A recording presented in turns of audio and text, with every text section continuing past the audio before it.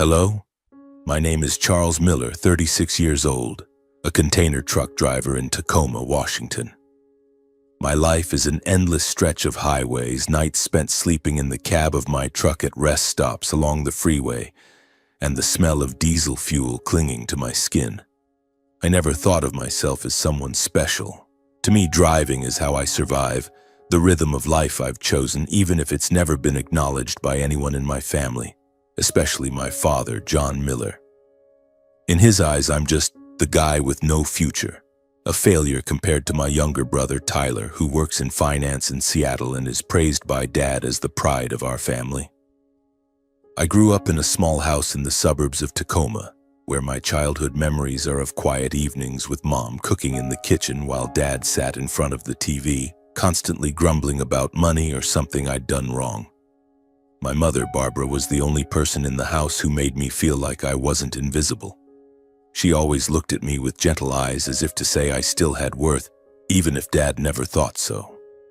But Mom was also a woman who endured. She lived in her marriage with Dad like a shadow, always patient in the face of his patriarchal control. I once asked her why she didn't leave, but she just gave a sad smile. "I'm used to it, Charles, and I still have you." Everything changed when Mom was diagnosed with late-stage lung cancer on a rainy October afternoon. I still remember the day the doctor called me to the hospital, his voice low and cold. Just like the way Mom sat on her hospital bed, her frail hands clasped tightly together. "Charles," she whispered, "I'm not afraid of dying. I'm only afraid of leaving you alone." I didn't know how to respond, so I just held her hand, feeling the weakness of her fingers in my palm. From that day on, I started spending most of my time at the hospital. I took leave from long-haul trips, only accepting short routes so I could stay by Mom's side. I took her to chemotherapy, sat for hours in the waiting room and watched her waste away day by day. The pain tormented her. The chemo made her hair fall out almost entirely, but she still managed to smile whenever I walked into her room. "Have you eaten, Charles?" she'd ask, even though she was the one who needed care. I'd just shake my head, smile, and feed her spoonfuls of porridge, though she could only manage a few bites before exhaustion took over. I'd wipe her down, fold her blankets, and sit by her bed, telling her about the roads I'd traveled, the small towns I'd passed through, as if those stories could pull her away from the pain. Dad and Tyler were different. They only visited occasionally, as if going to the hospital was an obligation to check off. Dad would stand in the corner of the room scrolling through his phone or offering empty phrases like, "Hang in there, Barbara, it'll be fine." Tyler was worse. He'd show up, snap a few photos with Mom, post them on social media with fake emotional captions, then rush off because he was busy with a meeting or had an important client. I looked at them, a mix of anger and helplessness rising in me. Mom was the one fighting for her life, yet they only showed up to check the box for the relatives, to maintain the image of a perfect family they'd constructed. I remember one time, after Mom had gone through a particularly rough round of chemo, she was too exhausted to speak much. Dad and Tyler showed up, bringing a cheap bouquet of flowers and a few half-hearted questions. Tyler stood by her bed, snapping a selfie with her, grinning as if this were a picnic. Mom struggled to look at me, her eyes almost apologetic, as if she wished she could do more. I gripped her hand tighter, trying to suppress the rage burning in my chest.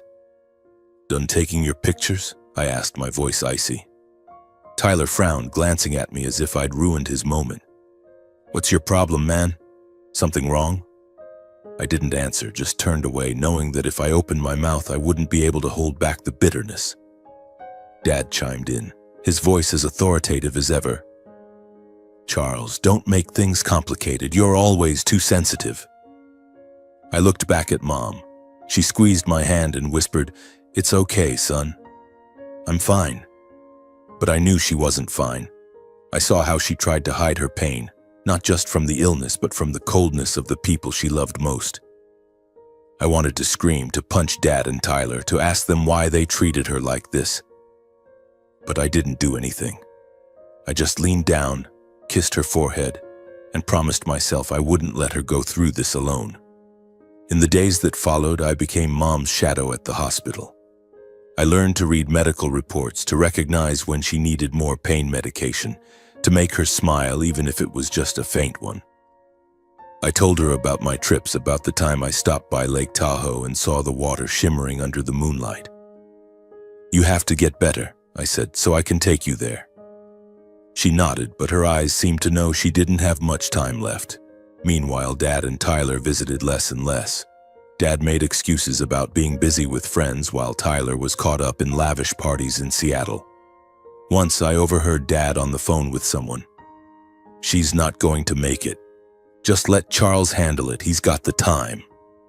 Those words stabbed my heart like a knife. I couldn't understand how Dad could be so callous, how he could talk about Mom, the woman who'd been his wife for over 30 years, like she was just a burden. The tension in me kept building. I started losing sleep, lying in my truck's cab at night, staring at the ceiling with a heavy heart. I wondered what I'd done wrong for Dad to always look down on me, for Tyler to see me as a loser. But then I thought of Mom, her eyes, the way she always believed in me, and I told myself I didn't need their approval. I just needed Mom. One afternoon, as I sat by Mom's bed, she suddenly gripped my hand tightly. "Charles," she said, her voice weak but firm, "I know you've sacrificed a lot for me. I just want you to know I'm proud of you. No matter what anyone else says, you're the best man I've ever known." I bowed my head, trying to hide my tears. I didn't want her to see me weak, but in that moment it felt like the whole world was just me and Mom, as if all my pain dissolved in her words. But then one day everything changed. Dad and Tyler came to the hospital as usual with their half-hearted attitudes. They stood in the corner, said a few empty words, took a few photos, and prepared to leave. I looked at Mom, saw the sadness in her eyes, and I couldn't take it anymore. I stood up and followed them into the hallway. "Dad, Tyler," I called, my voice trembling with anger. "What do you think Mom is, a prop for your photos?" Dad turned around, his face red. "What are you talking about, Charles? Don't make a scene here." Tyler smirked as if I were some fool overreacting. "Chill out, man. We're busy, not like you with all your free time." I was about to say something, but Mom called me from inside the room. "Charles, come here with me." I turned back and saw her trying to sit up, her tired eyes full of resolve. "Don't fight, son," she said. "I'm used to it." But I wasn't used to it. I couldn't get used to seeing Mom treated like this. I stepped outside, intending to catch my breath and calm down. But as I passed the parking lot, I heard Dad and Tyler's voices. They were standing by their car, talking, thinking no one could hear. "She probably won't make it through the month," Dad said, his voice flat, like he was discussing the weather. "Don't worry, the insurance is over $1 million and I'm the beneficiary. Charles won't get a cent." "Nice, Dad," Tyler laughed. "Let him take care of her, it saves us the trouble." I froze, feeling like the blood in my veins had stopped flowing. I stepped closer, my voice shaking. "How much did you just put on Mom's life?" Dad flinched but quickly regained his authoritative demeanor. "Don't meddle in grown folks' business," he barked. Tyler stepped back, his eyes darting as if he'd been caught red-handed. "No," I said, my voice cold as ice. "I won't let Mom die in the hands of people who see her as a payout waiting to be cashed." The confrontation erupted tense and bitter. Dad yelled, calling me disrespectful and insolent. Tyler mocked me, saying I was jealous of his success, but I didn't care. All I felt was pain. Pain for Mom, the woman who'd sacrificed her whole life for this family only to be treated like an investment by her own husband and youngest son. I returned to Mom's room, my heart heavy as stone. She was still there, her tired eyes lighting up with a spark of resolve when she saw me walk in. She waved me over, motioning for me to come closer. I sat by her bed, holding her frail hand, feeling the faint pulse beneath her thin skin. "Charles," she whispered, her voice hoarse but full of determination, "I have something for you." She reached into the small drawer beside her bed and pulled out an old cassette recorder, the kind rarely used nowadays. She placed it in my hand, her trembling fingers steady in their resolve. "This is what I want to say to everyone," she said, "but only after I'm gone. Play it on the day I pass so everyone can hear. Promise me, Charles." I looked at the recorder, small but heavy in my palm. "Mom," I started, wanting to ask what she was hiding, but she shook her head, cutting me off. "Not now, son. I've arranged everything. Evelyn will help you." "Evelyn?" I asked, slightly surprised. Evelyn was Mom's lawyer, a stern but kind woman whom Mom had trusted for years. I'd met her a few times at the hospital when she came to discuss something with Mom. And whenever Mom spoke of Evelyn, it was with respect, as if she were the only person besides me that Mom could rely on. After handing me the recorder, Mom fell asleep. I clutched it tightly, feeling as if I were holding the final piece of her, a secret I couldn't yet grasp. "I promise, Mom," I whispered, my voice choking. In the days that followed, I kept the recorder carefully in my jacket pocket like a talisman. I didn't know what was on it, but every time I touched it, I felt like Mom was there, reminding me to be strong. I continued staying by her side, caring for her through the pain, the sleepless nights. But inside me, a fire burned quietly. Dad and Tyler might think they controlled everything, but Mom, the woman they underestimated, had quietly prepared something. And I knew when the time came, I would stand up for her for what she deserved. The final days of Mom's life passed in a quiet haze, filled only with the steady beeping of the hospital machines and her faint whispered voice. I sat by her bedside, holding her hand, trying to memorize every line on her face, even though it had been ravaged by illness. She didn't speak much anymore, but every time she opened her eyes, they still lit up when they met mine. I knew she was fighting to stay, not for herself, but for me. One afternoon, as I was wiping her face, she suddenly opened her eyes, her voice so weak I had to lean in close to hear. "Charles," she whispered, "live well, my son." I shook my head, trying to hold back tears, unable to say a word. Mom smiled, a faint, fragile smile, but full of love. That night, she slipped into a coma. The doctor told me to prepare myself. I stayed by her side through the night, clutching the recorder in my pocket. I didn't know what was on it, but it felt like Mom's final message, something she wanted me to protect. I whispered to her, recounting the days we spent together in our little kitchen in Tacoma, when she baked cookies and I sat on a stool, eating them while telling her about school. I didn't know if she could hear me, but I hoped those memories would carry her gently away. Mom passed away the next morning, just as the first light of dawn crept through the hospital window. I didn't cry. I just sat there, looking at her face, now peaceful as if she were merely sleeping. A nurse came in, checked the machines, and gently placed a hand on my shoulder.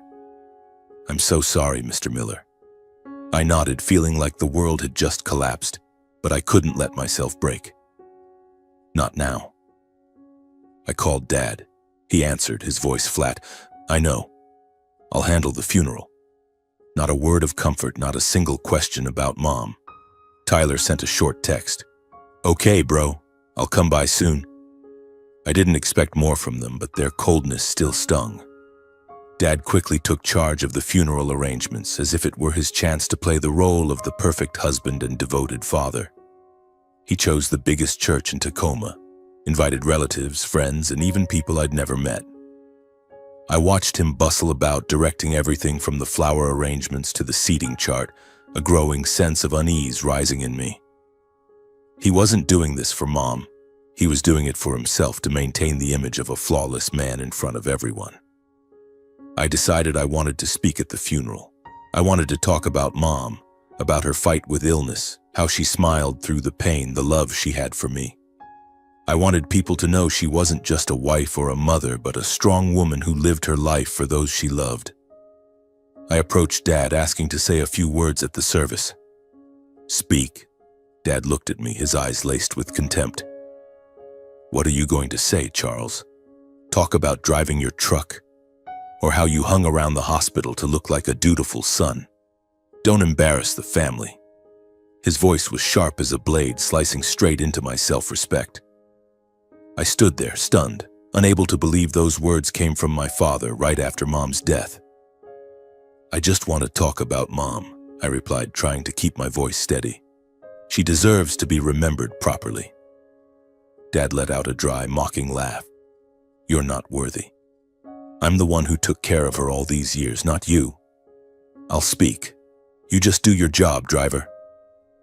Blood rushed to my head, but I didn't react. I turned away, my hand tightening around the recorder in my pocket. Dad's words cut like a knife, but I knew I couldn't let my emotions take over. Not now. Mom had given me a task, and I wouldn't let her down. That evening, as I sat in my truck's cab trying to find some peace amid the storm of emotions, my phone buzzed. A message from Evelyn, Mom's lawyer. "Charles, meet me tomorrow morning before the funeral. It's important." I read the message over and over, a strange premonition stirring in me. Evelyn was someone Mom trusted, and Mom had mentioned her in her final days. I knew this meeting wasn't simple, but I wasn't ready to guess what awaited me. I leaned back in my seat, staring at the recorder in my hand. I wanted to press play, to know what Mom had left behind, but I didn't. I'd promised her, and I would keep my word. I just sat there, thinking of Mom, of the years she lived in Dad's shadow, of how she always protected me even when she needed protection. I told myself that no matter what Dad said, no matter how fake Tyler was, I wouldn't let Mom be forgotten. The next morning, I met Evelyn at a small cafe near the church. She sat there in a crisp black suit, her sharp eyes softened by a trace of empathy. "Charles," she said, her voice low, "your mother prepared everything. You need to know the truth before the funeral begins." She handed me a thick envelope containing Mom's new will, drafted and notarized 3 weeks before she passed.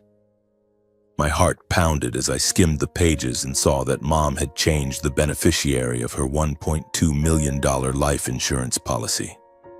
It wasn't Dad, it was me. She also specified that if anyone, especially Dad, prevented me from speaking at the funeral, Evelyn had the authority to reveal the will right there.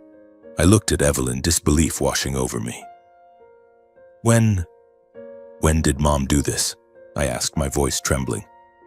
"When she knew she didn't have much time left," Evelyn replied. "Barbara was a smart woman. She wanted to make sure you were protected, and she wanted the truth to come out." On the day of Mom's funeral, the Tacoma sky was a heavy gray, as if the entire world was mourning with me. The grand church Dad had chosen for the service was packed with people, relatives, friends, and strangers he'd invited to polish the image of a perfect family. I stood in a corner of the church, my hand gripping the recorder in my jacket pocket, my heart heavy as stone. I didn't want to be here, surrounded by pitying glances and meaningless whispers, but I knew I had to do this for Mom. Dad stood near the casket, playing the role of the grieving husband flawlessly. Dressed in a black suit, he bowed his head to receive handshakes and condolences with a solemn expression. Tyler stood beside him, also in an expensive suit, his eyes red, but I knew those were crocodile tears. I looked at them, a wave of anger rising in me that I fought to suppress. They didn't deserve to stand there, didn't deserve to play the part of Mom's loving family. I took a deep breath and approached Dad before the service began. "Dad," I said, keeping my voice steady, "I want to say a few words about Mom." I'd rehearsed in my head what I wanted to say. About Mom's final days, her strength, the love she gave me even when the world turned its back on her. Dad turned, his eyes flashing with familiar contempt. "Speak," he hissed low enough that no one else could hear. "Who do you think you are, Charles? A truck driver who thinks he can address the whole church? I took care of your mother. I'll speak. You just sit there and don't make a fool of the family." His words hit like a slap. I stood frozen, feeling the blood boil in my veins. "I'm not making a fool of anyone," I replied, my voice trembling but resolute.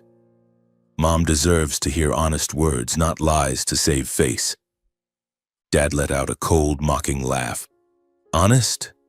What do you know about honesty? You hung around the hospital for a few months and think you're a hero? I provided for your mother, for you, all these years. Don't act superior." Tyler, standing nearby, chimed in with a smirk. "Give it up, bro. Don't make a scene. Let Dad handle it. You're not cut out for this." He patted my shoulder like he was soothing a child, but his eyes dripped with mockery. I wanted to scream, to smash something, but I remembered Mom's words, the recorder in my pocket, and my meeting with Evelyn that morning. I took a breath and stepped back. "Fine," I said, my voice icy. "If you won't let me speak, then everyone will hear what Mom wanted to say."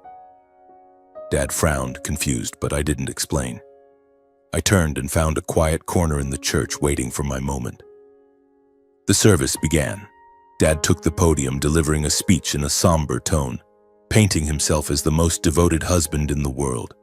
He spoke of their years together, claiming he was always by her side in her final days. I sat in the pews, my hands clenched so tightly my nails dug into my palms. Every word he spoke was a lie. He wasn't there when Mom was in pain, when she cried at night, when she needed someone to hold her hand. I was there, not him. When Dad finished, I stood and walked toward the podium. The crowd murmured, eyes turning to me. Dad immediately stepped forward, blocking my path. "What are you doing, Charles?" he snapped, his voice low but threatening. "I told you, you're not going up there." "I just want to talk about Mom," I said, meeting his gaze. "She deserves honest words." Dad grabbed my arm, squeezing hard. "You want to humiliate me in front of everyone? Sit down, now." He shoved me back, his voice loud enough to draw the attention of those nearby. The atmosphere in the church grew tense, as if everyone was waiting for an explosion. I stood there, staring at Dad with fury in my eyes. Then I pulled out the recorder and held it up for all to see. Dad froze and Tyler stepped back, his face paling. "What are you doing?" Dad growled, but I didn't answer. I walked to the church's sound system, plugged in the recorder, and pressed play. The crowd fell silent, all eyes on me, no one knowing what was about to happen. Mom's voice filled the room, weak but clear, as if she were standing right there in the church. "This is Barbara Miller," she began, "and these are the words I want to say before I leave this world."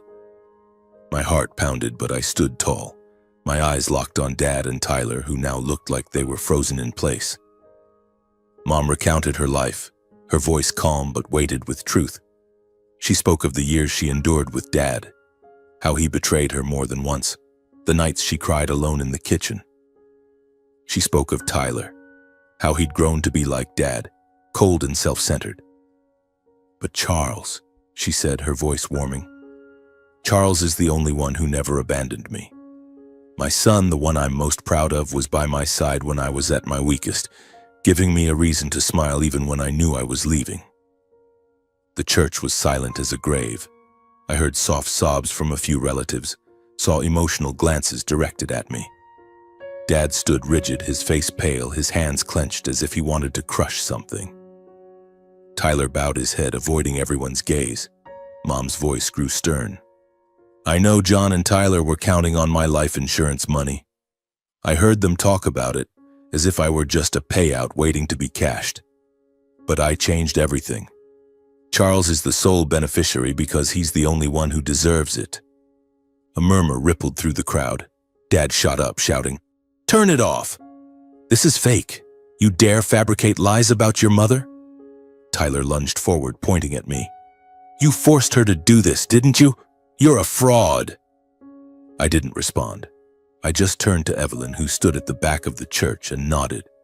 She stepped forward, holding the will, her face stern but commanding. The crowd fell silent again, waiting.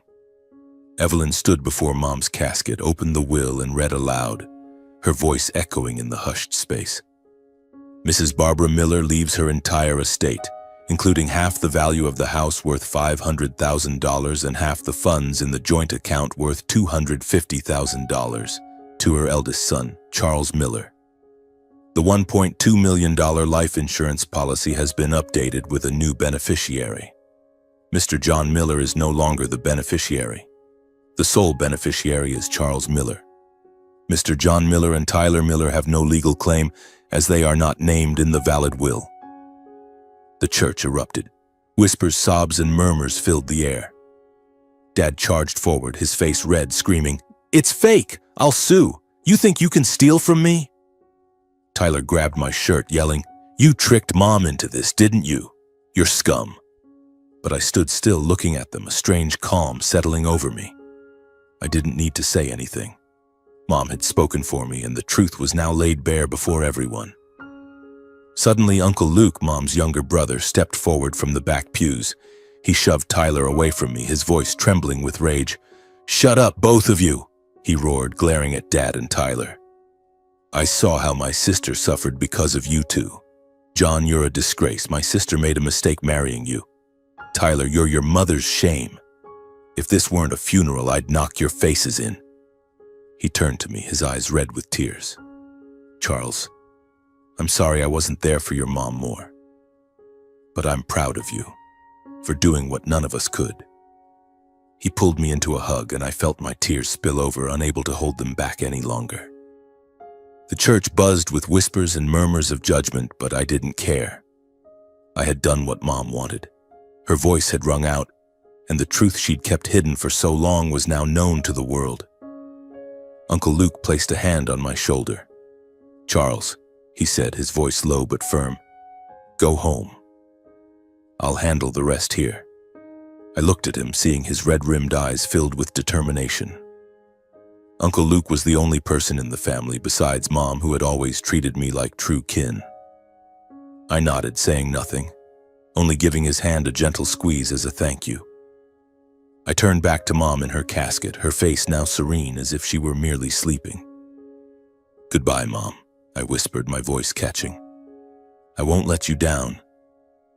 I walked out of the church without looking back, despite Dad and Tyler's shouts trailing after me. The crowd was still abuzz, their gossip spreading like ripples. So John wasn't the great husband he made himself out to be. Tyler, too, acting like the perfect son, but turns out, Charles, that boy who would have thought he was the one by her side until the end? Their words reached my ears, but I didn't stop. I didn't need their validation. I only needed Mom to know I'd done what she asked. I climbed into my truck's cab and shut the door. The world outside fell silent. Mom's final words from the recorder echoed in my mind, and I broke down, sobbing. "Charles," she had said, "if there's another life, I'd still choose to be your mother. And I hope you'd still want to be my son." I closed my eyes, letting her words sink into my soul. Tears streamed down my cheeks, but this time I wasn't sad. For the first time in years, I smiled. It wasn't a smile of triumph over Dad or Tyler, but because I knew Mom had left this world comforted, knowing that I, the son she was always proud of, had stood up for her. "I'll always be your son," I whispered as if she could hear me. That evening, as I sat in my small apartment, my phone buzzed. It was Uncle Luke. "Charles," he said, his voice thick with emotion, "I want you to know what happened after you left." He recounted how the church descended into near chaos after I walked out. Dad and Tyler tried to shout and accuse me, but Evelyn stood up, calmly reading every clause of the will, emphasizing that everything was legal, notarized with 2 independent witnesses.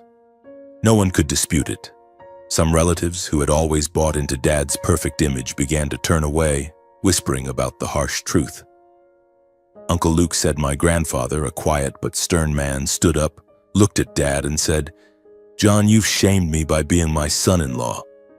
Tyler stormed out mid-service, unable to bear the weight of everyone's stares.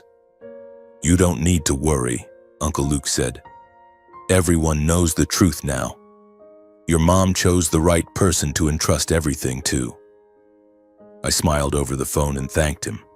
His words were comforting, but I didn't need them to feel I was right. Mom had already given me that. Right after Uncle Luke's call, my phone buzzed again. It was Dad.